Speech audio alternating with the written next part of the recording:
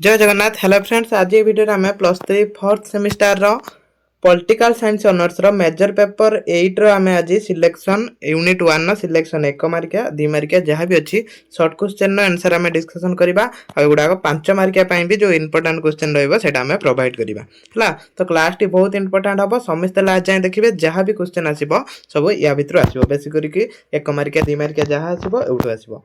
तो प्रथम प्रश्न ये आम एमसीक्यू प्रथम पढ़ा तापर डैश पूरण तापर 2 मार्किया।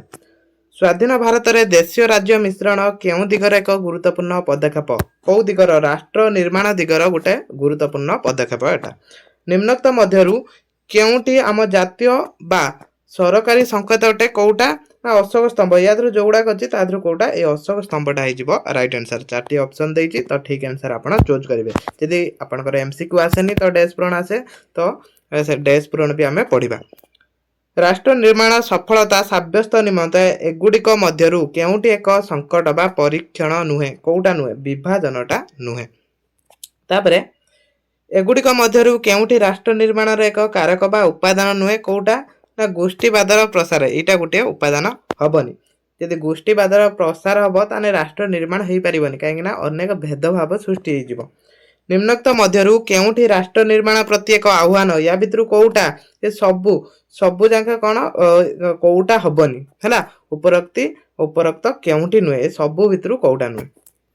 तापरे एगुड़िक मध्यरु केउठी राष्ट्र निर्माण प्रतिबंधक नुहे कौटा शिल्पर प्रसार गोटे प्रतिबंधक नुहे जन विस्फोरण गोटे प्रतिबंधक दुर्नीति निरक्षरता ये सब प्रतिबंधक किंतु शिल्पर जदि प्रसार होची हमर कोनोसी यादर प्रतिबंधक घटुनी बंचे जेते शिल्पर प्रसार हम सेते उन्नति हम राष्ट्र। निम्नोक्त मध्यरु केउठी भारतर जातीय विचारधारार अंतर्भुक्त नुहे या भितर कौटा नुहे जातीयतावादटा नुहे। तापरे आम देशर केउ राज्य बा केंद्र शासित अंचल 2019 मसीहा पर्यंत स्वतंत्र संविधान कार्य करथिला एटा समस्त जानिचंदी जम्मू काश्मीर जोटा कि कौन 2019 मसीहा पर्यंत चलीथिला।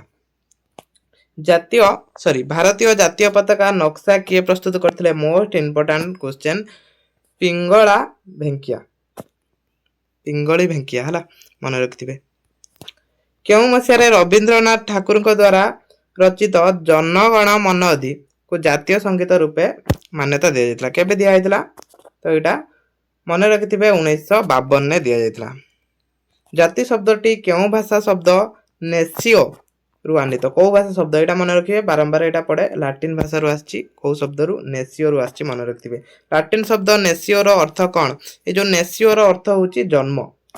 तापरे निम्नोक्त मध्यरु केउठी भारत रे जातीय गठन प्रति एक आह्वान नुहे धर्म निरपेक्षता आह्वान नुहे किंतु ये आतंकवाद गोटे आह्वान जातीयतावाद जाति जाति भीतर नागिबा तो सेटा गोटे बाध हम आंचलिकतावाद गोटे आह्वान राष्ट्र निर्माण हो पारिबनी। निम्नोक्त मध्यरु केउठी जाति गठनर प्रतिबंधक अटे कौटा या भितर ये सबू है ये सबू हो। तापरे जनमंगल राष्ट्र धारणा प्रथमे केउठी प्रसार लाभ करितला कोउठी इंग्लैंड रो प्रथमे एटा प्रसार लाभ करथिला। जनमंगल राष्ट्र केउ धारणा उपरे पर्यवसित कोउटा सामाजिक उदारवाद धारणा उपरे पर्यवसित।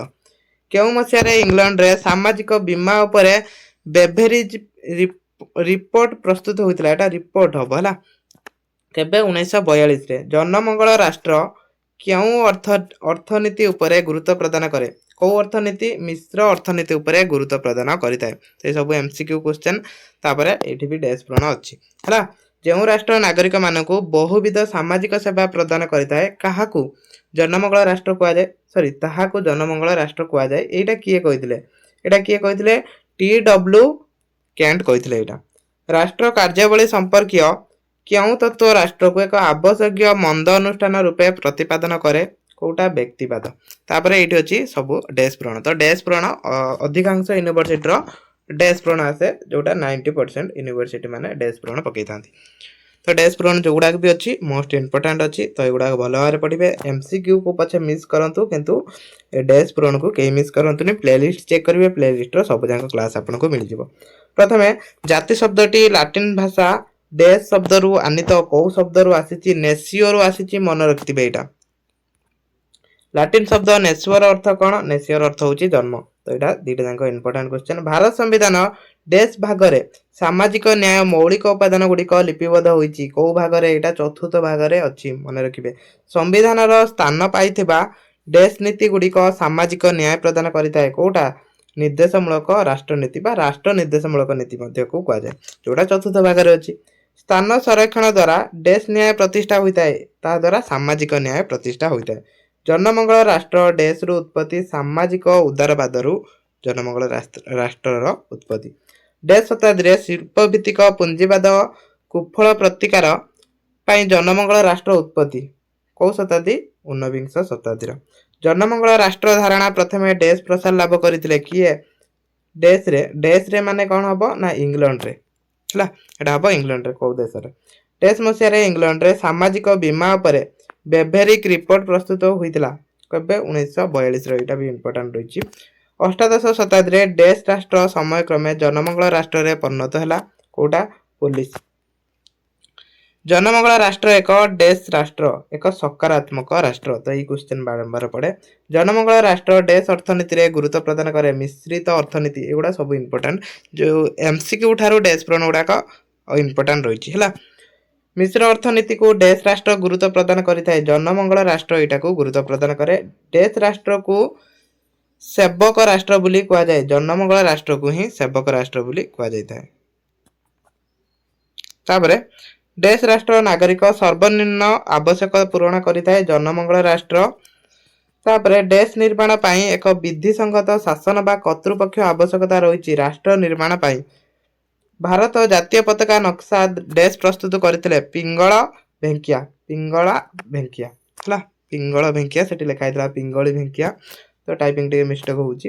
ଡେସ୍ ମସିହାରେ ଜନଗଣ ମନ ଅଧିକୁ ଜାତୀୟ ସଙ୍ଗୀତର ମାନ୍ୟତା ମିଳିଥିଲା। କୋଉ ମସିହାରେ? 1952 ମସିହାରେ ମିଳିଥିଲା, ମନେ ରଖିବେ। ବିକାଶକୁ ନେଇ ପୃଥିବୀର ରାଷ୍ଟ୍ରମାନଙ୍କୁ ଡେସ୍ ଶ୍ରେଣୀରେ ବିଭକ୍ତ କରାଯାଇଛି। 3 ଶ୍ରେଣୀରେ ବିଭକ୍ତ କରାଯାଇଛି। ସାଧାରଣ ଅର୍ଥରେ ବିକାଶ କହିଲେ ଡେସ୍କୁ ବୁଝାଏ, ପ୍ରଗତିକୁ ବୁଝାଏ। ଆମେ ଯଦି ବିକାଶ କହୁଛନ୍ତି କ'ଣ? ପ୍ରଗତିକୁ ହିଁ ବୁଝିଥାନ୍ତି। ଡେସ୍ ବିକାଶ ନମୁନା ଏକ ଆଧୁନିକ ନମୁନା। ଏଟା ହେଲା ଧରଣୀୟ ବିକାଶର ନମୁନା, ହେଉଛି ଗୋଟେ ଆଧୁନିକ ନମୁନା।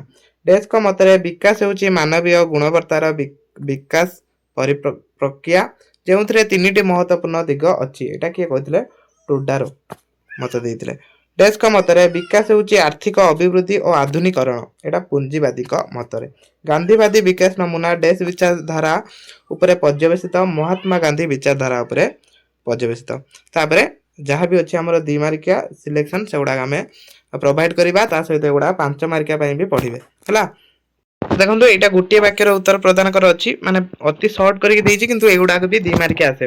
ତ ସେଥିପାଇଁ ଏଗୁଡା ସମସ୍ତେ ପଢିଥିବେ। ଜାତି ଶବ୍ଦଟି କେଉଁ ଶବ୍ଦରୁ ଆସିଛି ଓ ଏହାର ଅର୍ଥ କ'ଣ? ଏଗୁଡା ବି 2 ମାର୍କିଆ ଆସେ, ତ ଏଗୁଡା ବି ପଢିଥିବେ। ଜାତୀୟତା କ'ଣ? ତ ଏଗୁଡା ଯାହା ବି ଅଛି ଏଗୁଡା ସବୁ ପଢିଥିବେ ହେଲା। ଇମ୍ପୋର୍ଟାଣ୍ଟ କ୍ୱେଶ୍ଚନ ଅଛି ଜାତୀୟବାଦ କ'ଣ? ଏଗୁଡା ସବୁ ପଡେ ସିନା, ଏଠି ସିନା 1 ମାର୍କିଆ ଅନୁଯାୟୀ ଦେଇଛି, 2 ମାର୍କିଆ ବି ଏଗୁଡା ପଡେ। ତ ଏଗୁଡା ପଢିକି ଟିକେ ବୁଝି ନେବେ, ଯାହାଦ୍ୱାରା ଏଠି କିଛି କ୍ୱେଶ୍ଚନ ଅଛି ଦେଖନ୍ତୁ, ଏଟା ଭଲ କିନି ପଢିବେ। ଯାହା ବି ଅଛି କ୍ୱେଶ୍ଚନ ଏକୁ ଭଲ କିନି ପଢିଦେବେ ହେଲା। ତାପରେ ଏଗୁଡାକ 2 ମାର୍କିଆ ଆସିବ, ତା ସହିତ 5 ମାର୍କିଆ ବି ଏଗୁଡାକ ଆସିବ। ଯାହା ଅଛି ପ୍ରଥମେ ଜାତି କହିଲେ କ'ଣ ବୁଝ? ତ ଏଇଠି ଦେଖନ୍ତୁ ଲଙ୍ଗ କରିକି ଦେଇଛି ସେଇଟା। ରାଷ୍ଟ୍ର ନିର୍ମାଣର ଅର୍ଥ କ'ଣ? ରାଷ୍ଟ୍ର ନିର୍ମାଣର ଅର୍ଥ ଲେଖିବେ। ସଫଳ ରାଷ୍ଟ୍ର ନିମନ୍ତେ କେତୋଟି ସଂକଟ ଥାଏ, ଏଇ ସବୁ ଅଛି। ତ ଏଗୁଡାକ ଲେଖିବେ, ପଢି ନେବେ ହେଲା। ଏଗୁଡା ପଢି ନେବେ, ଏକ୍ସାମ ଟାଇମରେ ସବୁ ରିଭିଜନ ହବ। ସେଥିପାଇଁ ଚ୍ୟାନେଲକୁ ସବସ୍କ୍ରାଇବ କରିବେ। କାହାର କେବେ ଏକ୍ସାମ ଅଛି ସେଟା ଟିକେ ଜଣେଇବେ, କମେଣ୍ଟରେ କହିବେ। ତ ତାଙ୍କ ୟୁନିଭର୍ସିଟି ପାଇଁ ଆମେ କ୍ଲାସ କରିବା। ତ ଏଇ କ୍ୱେଶ୍ଚନ ରହୁଛି ଅଲ ୟୁନିଭର୍ସିଟି ପାଇଁ। ଜାତି ସଂହତି ଅର୍ଥ କ'ଣ? ସକାରାତ୍ମକ କାର୍ଯ୍ୟାନୁଷ୍ଠାନ ନୀତି କାହିଁକି? ତ ଏଗୁଡାକ ଯାହା ବି ଅଛି ପଢି ନେବେ ଭଲ କିନି। ଜନମଙ୍ଗଳ ରାଷ୍ଟ୍ର ସବୁ କ୍ୱେଶ୍ଚନ ଅଛି, ଭଲ କ୍ୱେଶ୍ଚନ ବି ଅଛି। ଭାରତର ଜଗତୀକରଣ ପ୍ରଭାବ, ଏଇଟା ବାରମ୍ବାର ପଡେ।